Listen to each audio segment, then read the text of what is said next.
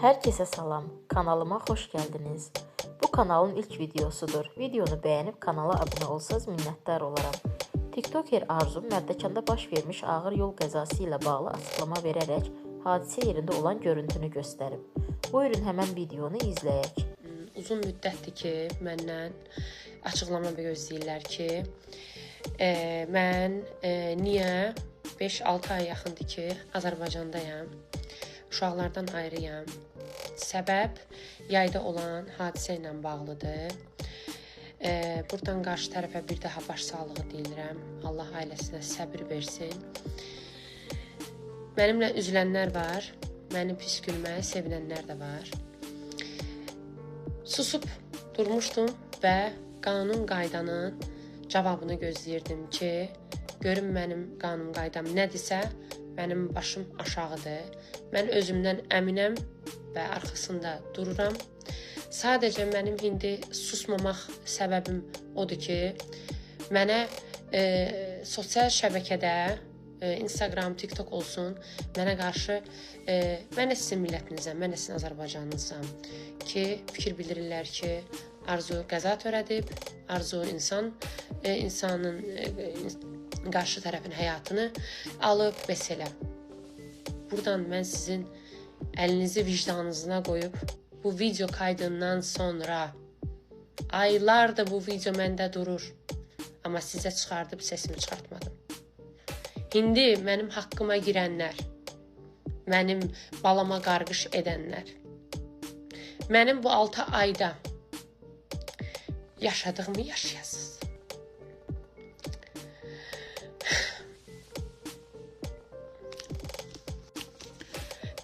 Qarşı tərəf mənə qarşı bir qara yığışma elədi ki, Arzu səbəbkardır.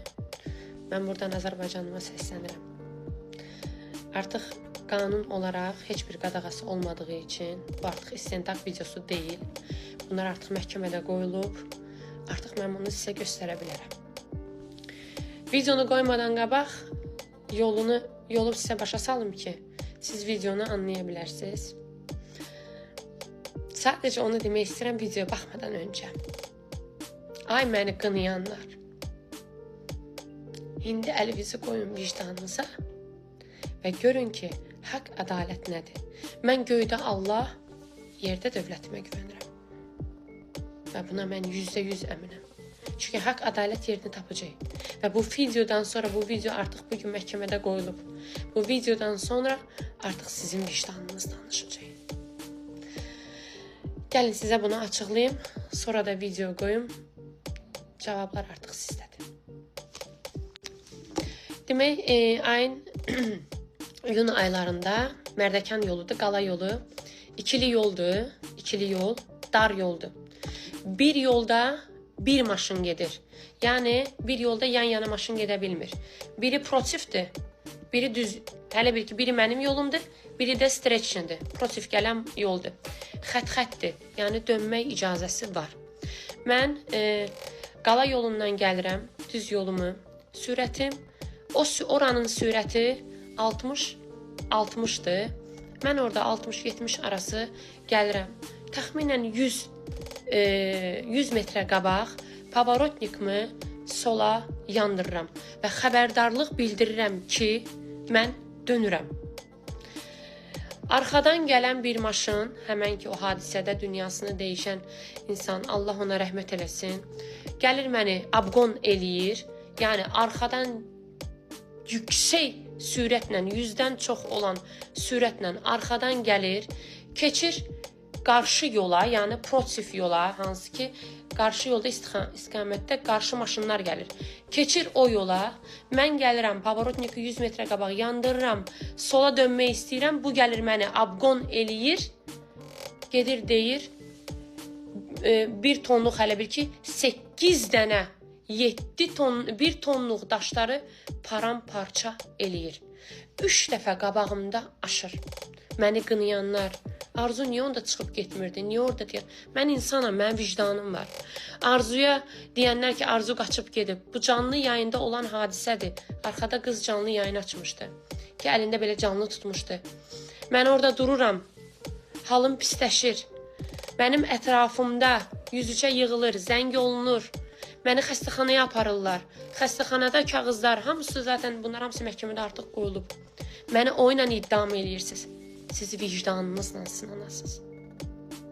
Bu qəza videosunu siz gördükdən sonra zaten hər şey açıqdadır. Və mən artıq yenə də deyirəm, mən bu 6 ay susmuşamsa, mən dövlətimə güvənirəm. Mən vətənimə güvənirəm. Mən Azərbaycanın qanun qaydasına güvənirəm və bilirəm ki, haqq ədalət yerini tapacaq. Bu videonu 6 ay paylaşmamaq səbəbim də odur ki, çünki bu istintaq videosu idi. Buna icazəm yox idi. Amma artıq məhkəmədə, bugün məhkəmədə təqdim olduğu üçün burada heç bir qanunsuzluq yoxdur.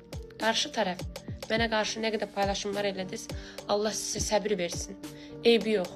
Amma məni qınayanlar, indi rul arxasında olar atalar, qardaşlar, analar, sizə səslənirəm. Sabah siz də o rulda ola bilərsiniz. İndi mənə deyin, görüm, mənim suçum nədir? Mən neylə təqsirlənirəm? Mən niyə 5 balamdan ayrı qalıram? Səbəb deyin. Yaxşı, bunun cavabını kim verəcək?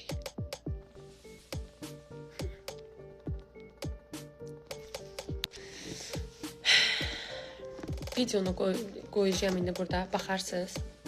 Dediyim kimi, yol 60'lıq yoldur. Qarşı dünyasını değişən insan 100-dən çox idi sürəti, 3 dəfə aşır. Streçli yola keçir, sürəti çox, mənim maşınıma toxunmur. Məni neynə təqsirləndirirəm? Mənə 263.2 ilə, 164 ilə məni iddam edirlər. 264-lüyü mən neynəmişəm? Mən hardan qaçmışam? Canlı yayında olan hadisədir. Canlı yayında yüzüçə yığıblar. Oradan məni xəstəxanaya aparıblar. Hansı ki, bir ay əvvəl mənim biletim, onlar hamısı təqdim olunub.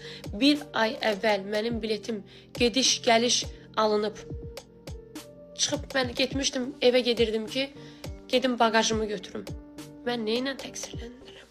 İndi sizi buradan səslənirəm Azərbaycan xalqıma. Əlinizi qoyun vicdanınıza. Sabah sənin balan, sənin nəvən, sənin qızının və ya oğlunun başına gələ bilər.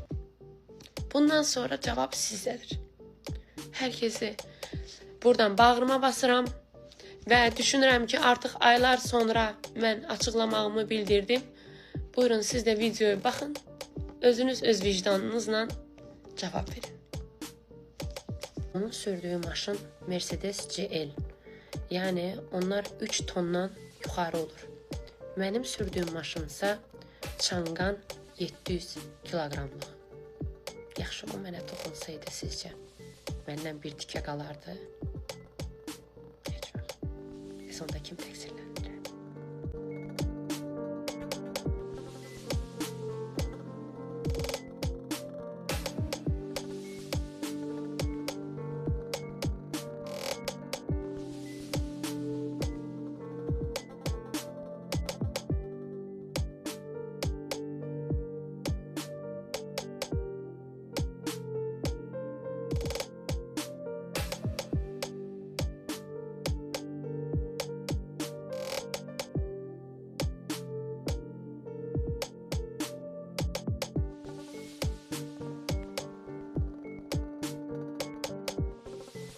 Hazırda məhkəmə prosesi davam edir və 4 iyuna uzadılıb. Hər kəs yekun qərarın nə olacağını maraqla gözləyir. Hadisə bir daha onu göstərdi ki, sosial şəbəkədə məşhur olmaq böyük diqqətlə yanaşı böyük məsuliyyət də yaradır.